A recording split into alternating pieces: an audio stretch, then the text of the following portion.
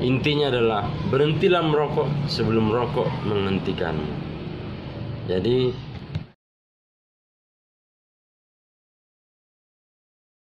halo guys, apa kabar? Salam sehat dimanapun kita berada ya. Di video kali ini saya ingin memberikan 6 cara untuk berhenti merokok. Yaitu yang pertama, niat. Kita harus punya niat. Kalau kita nggak punya niat, ya jangan harap kita bisa berhasil berhenti merokok. Karena kalau kita punya niat, kita pasti punya tujuan, punya hasrat, dan kita harus meraihnya, termasuk juga untuk berhenti merokok. Karena arti niat adalah untuk hal yang positif ya, untuk hal yang positif. Kenapa kita harus niat berhenti merokok? Karena ada 2 poin yang perlu diperhatikan. Yang pertama itu kesehatan ya. Kalau kita tidak merokok, itu jauh lebih sehat dibanding yang merokok. Contohnya dari napas ya. Kalau kita merokok itu pasti napas kita jauh lebih cepat. Seperti ini. Nah, waktu saya masih merokok, saya bernapas seperti itu dengan cepat. Nah, setelah saya berhenti merokok, saya bisa bernapas itu bebas semau saya ya, seperti sekarang inilah, tanpa harus tarik napas, keluarkan punya cepat. Kalau sekarang nariknya lambat, keluarkannya pun lambat. Jadi itu jauh lebih sehat ya menurut saya. Terus yang kedua itu tabungan. Yang tabungannya, kalau kita berhenti, kalau kita merokok, otomatis kita wajib keluarkan duit sekian ribu per hari. Contoh, saya dulu merokok 3 bungkus rokok putih sehari. Dulu masih harga 23.000 saya terakhir kali merokok. Kalau 3 bungkus per hari berarti 69.000.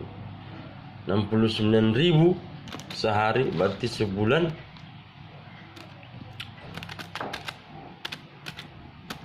2.070.000 guys. Wow, angka yang lumayan ya. Ya waktu dulu saya kerja lumayan lah gajinya ya, untuk gaji yang bisa dapat 6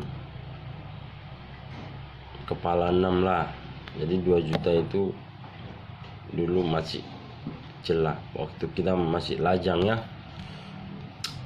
Nah, kalau dia setahun bisa dapat 24 juta guys, 840.000. Ini kalau ada masih Honda baru 12 juta, ini dapat 2 nih. Tapi sekarang udah nggak ada lagi yang harga 12 juta. Ya paling rendah dia 14. Tapi nambah 4 juta lagi dapat 2 Honda dia. Jadi lumayan ya angkanya untuk kalau kita seandainya bisa tabung. Next, terus yang kedua, cara untuk berhenti merokok yaitu lingkungan. Ini lingkungan ini penting nih ya, perlu diperhatikan karena banyak manusia dibentuk dari lingkungan. Ya, kalau orangnya keras berarti dia tinggal di lingkungan yang keras. Nah, kalau seandainya pun kita tidak tinggal di tempat yang keras, hanya lingkungannya semua baik-baik lah, tapi teman kita kebanyakan semuanya merokok, otomatis kita pada saat bersosial kepada mereka atau bercerita, bercengkrama, kita lihat mereka merokok sambil berbicara.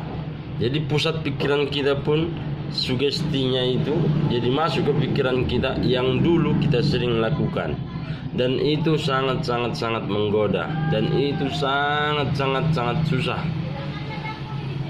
untuk kita elakkan guys ya. Jadi kalau kita tidak mendekat kepada mereka atau bersosial kepada teman kita, kita nanti dijauhkan, diasingkan atau dikucilkan atau tak dihargai sama sekali. Karena apa? Karena kita yang duluan menjauh dari mereka, kita yang jaga jarak duluan kepada mereka. Ya gimana kitanya? Kalau kitanya juga dijauhi sama seseorang dan itu jelas nampak kepada kita dan kita sadari itu, otomatis kita juga akan melakukan yang sama, ya kan? Ya begitu juga lah kita, kalau kita menjauh dari seseorang, otomatis dia juga akan menjauhi kita. Dan itu merugikan kita, ya kita nggak punya teman. Nih, kita nggak punya teman. Nanti kita bergaul sama siapa? Masa sama yang nggak merokok? Ya banyak yang nggak merokok ibu-ibunya. Nggak mungkin kita berteman sama ibu-ibu semua kan? Nah, ininya yang sering kali kita yang sudah lumayan berhentinya, ya sekitar bulanan lah ya, contoh 3 bulan udah kita berhenti merokok, tapi karena lingkungan kita merokok semua, ya mau nggak mau kita cobalah sebatang lah,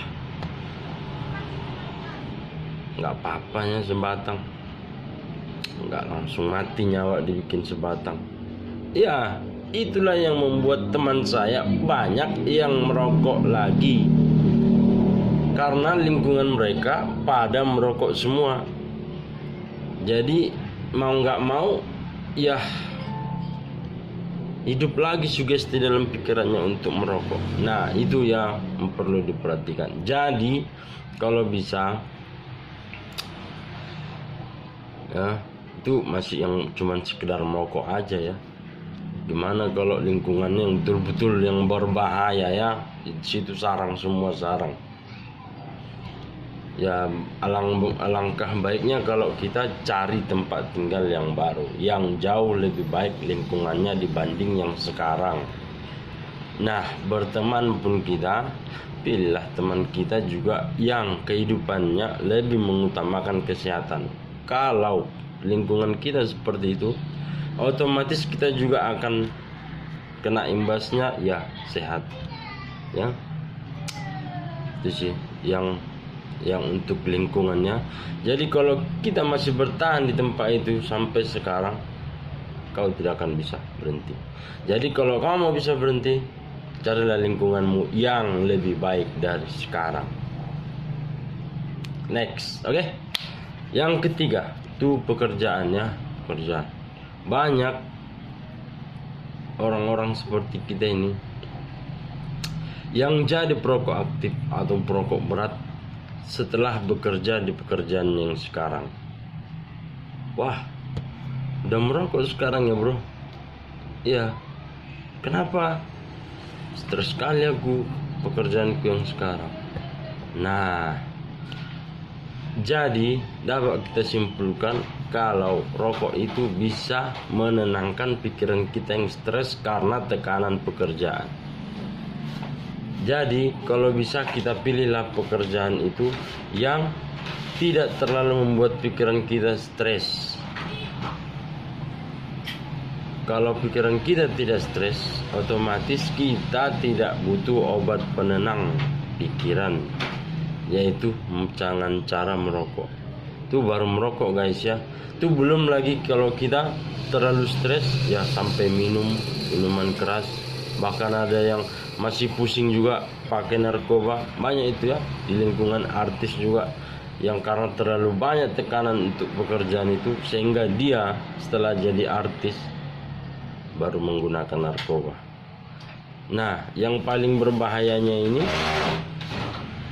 kalau dia nggak terkenal, nggak banyak duit, ya nggak punya pekerjaan, stres, ini yang paling parah, bunuh diri.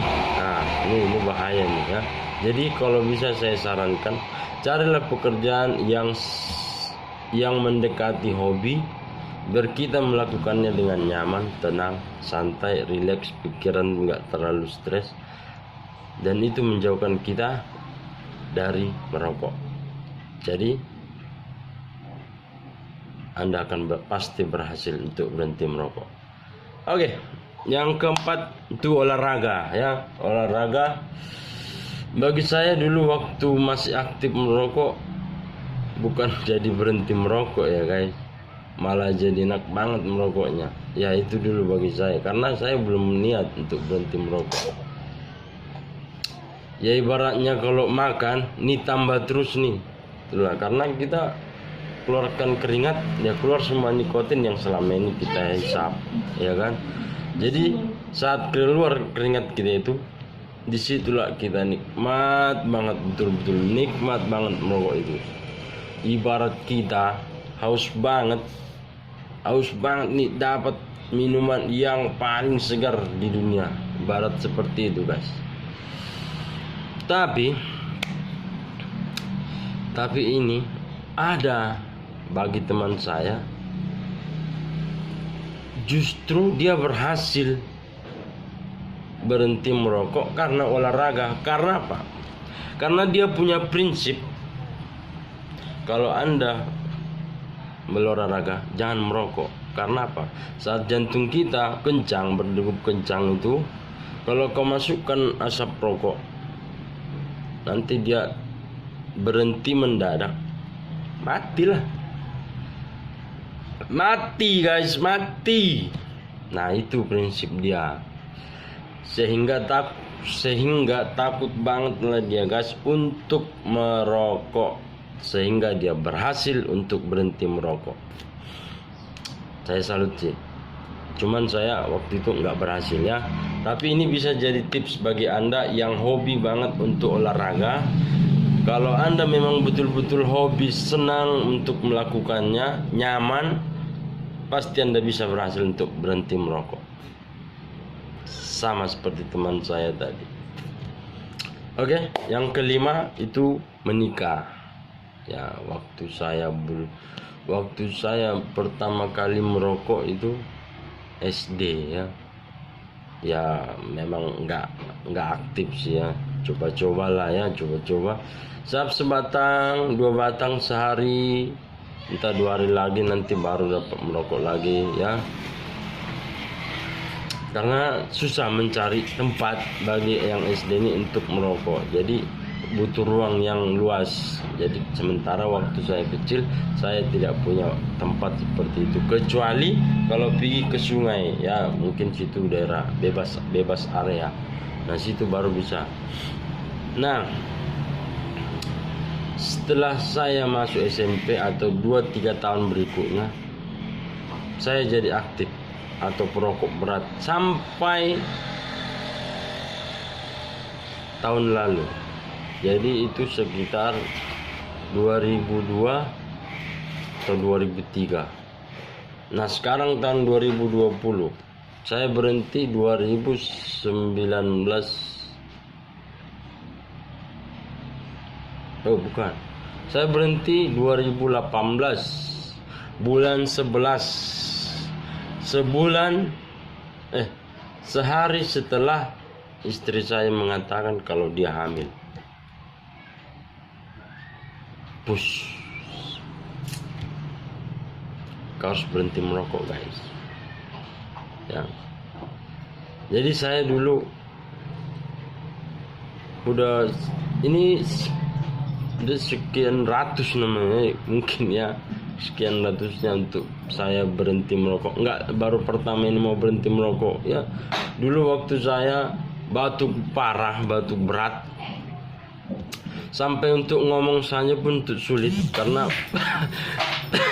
mau batuk terus. Jadi saya berhenti cuma sehari, tapi berhenti sehari besoknya di double. Dalam arti gini guys, ibaratnya kalau sehari tadi saya bilang sehari 3 bungkus, jadi besok saya doublekan jadi 6 bungkus dia sehari. Nah ini yang bahaya, yang membuat lonjakan itu, yang takutnya nanti jadi setiap harinya seperti itu yang bahaya. Meningkatkan rokok orang jadi sampai 3 bungkus sebenarnya gara-gara itu. Awalnya sebungkusnya sehari, tapi karena tiba sakit di double besoknya 2 bungkus. Ya begitulah lonjakannya, sakit dia batuk, kusut ya kan, berobat ke dokter, enak lagi merokoknya. Nah jadi ini udah ratusan kali lah untuk saya mencoba untuk berhenti merokok. Jadi setelah saya menikah,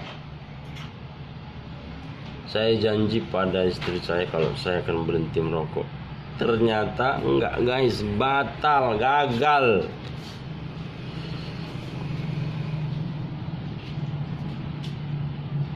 Situ saya betul-betul, wah, ininya target saya waktu dulu sebelum saya menikah.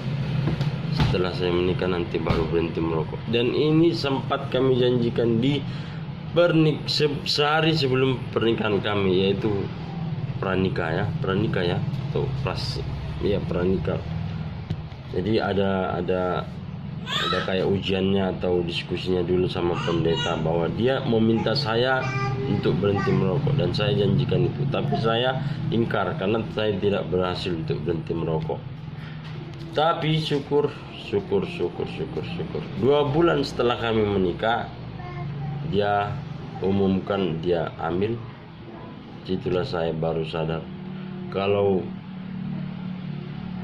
sempat saya tidak berhenti juga merokok. Kasihan istri dan anak saya besok, kan gitu. Karena apa? Karena setelah menikah pasti kita lebih banyak menghabiskan waktu bersama istri kita. Pasti lebih banyak. Mau keluar berdua, di rumah berdua, ya kan? Di pekerjaan pun, kalau pekerjaan kita ya di rumah ya berdua juga, ataupun keliling ya berdua juga. Ya namanya pengantin baru ya selalu berdua lah. Jadi kalau kau merokok dan aktif, secara tidak langsung kau telah membuat istrimu perokok pasif. Dan itu kalau dibandingkan guys, antara perokok aktif sama perokok pasif, itu lebih berbahaya sama perokok pasif. Kenapa saya bilang seperti itu?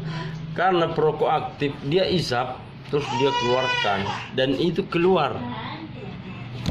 Sementara perokok pasif dia hirup tapi nggak dikeluarkan. Dan itu kalau perokok aktif diisap, terus ini api yang di tangan, asap yang dari tangan itu ke orang lain. Nah, yang diisap inilah dikeluarkan lagi.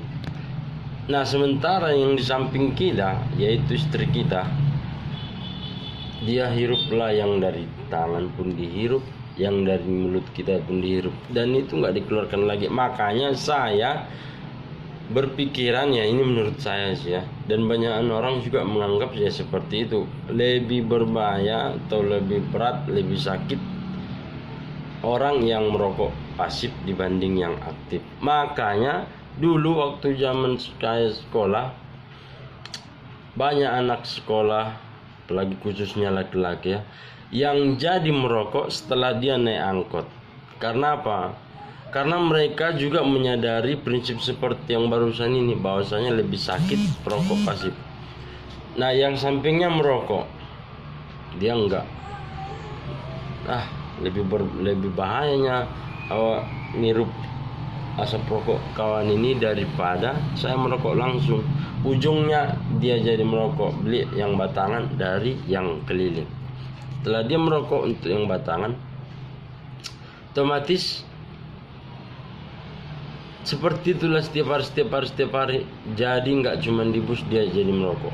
Dan inilah yang membuat penyebaran merokok itu sungguh cepat.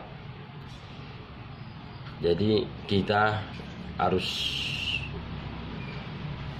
mau melindungi diri kita sendiri, ya kitalah yang mendisiplinkan diri kita sendiri ya, supaya kita jangan sampai ya dekat-dekat pun sama orang yang merokok, kalau bisa jangan ya, supaya Anda jadi tidak perokok pasif apalagi aktif ya. Jadi kalau nanti dia istrimu jadi merokok pasif, pasti nanti bayimu yang di dalam kandungannya pasti kena imbasnya.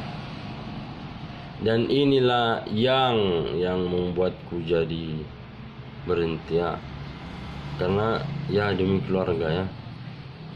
Saya nggak mau menyakiti keluarga saya hanya karena keegoisan saya atau kesenangan saya ya. Apalagi yang rokok saya sapi itu rokok putih ya. Setiap ada orang yang sampingku, aduh selalu mengeluh. Tapi saya merasa enak. Tapi yang samping saya selalu terganggu. Nah ini saya nggak mau terjadi pada keluarga saya. Jadi bagi Anda pun yang mau menikah, pakailah prinsip ini juga, bahwasanya kalau betul-betul Anda sayang sama istri Anda, terkhususnya bagi anak Anda, berhentilah merokok, karena dengan cara seperti itu kau telah menyelamatkan istrimu, keluargamu dari asap rokok.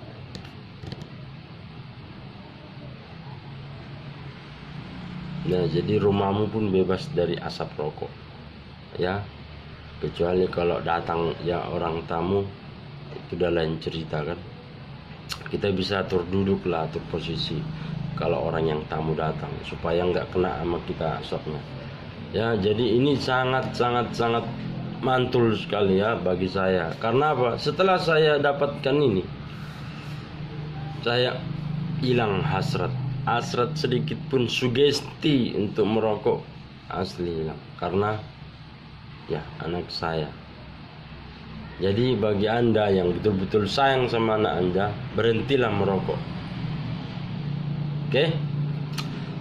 Terus kalau seandainya ini juga belum berhasil Anda lakukan, ya menikah atau demi keluarga belum berhasil, mungkin inilah yang terakhir yang bisa saya sarankan kepada Anda supaya bisa berhenti merokok. Mungkin tunggu Anda sakit dulu, ya. Ini sering kudengar kalau laki-laki itu berhenti setelah sakit. Contoh, berhenti mengejar cewek lain setelah dia sakit, kecewa, tidak dianggap, tidak diterima, sakit minuman keras, sehingga dia tidak mau lagi minum minuman keras. Jadi kalau dia merasakan sakit, baru dia berhenti. Jangan sampai. Tapi banyak juga yang terjadi seperti ini, cuman dia di kalangan lansia ya, di umur usia lanjut. Contoh dia umur 70 tahun ke atas, dimana dia semakin tua, kekebalan tubuhnya semakin rendah. Jadi kalau dia hisap sebatang, sesaknya itu seharian full. Tapi besoknya rokok lagi dia. Jadi gitu lagi. Besoknya begitu lagi, besok, seterusnya seperti itu sampai sebulan. Dan itu membuatnya sungguh lelah, capek. Udahlah. Udah jadi sakitnya aku ngisapnya, cukuplah berhenti. Lebih bagus aku berhenti. Karena apa? Karena aku nggak jadi sesak. Kalau kita masih muda isap, mana ada sesaknya, bahkan kurang malah kurang lagi. Tapi kalau udah tua kan nggak kuat lagi body kita itu untuk menahan atau menerima asap rokok itu, sehingga terjadilah sesak napas ya, sakit paru-paru ya, atau tenggorokan yang gimana gitu ya kan. Jadi ini banyak yang terjadi kulihat di orang-orang yang usia lanjut, umur 70 tahun ke atas.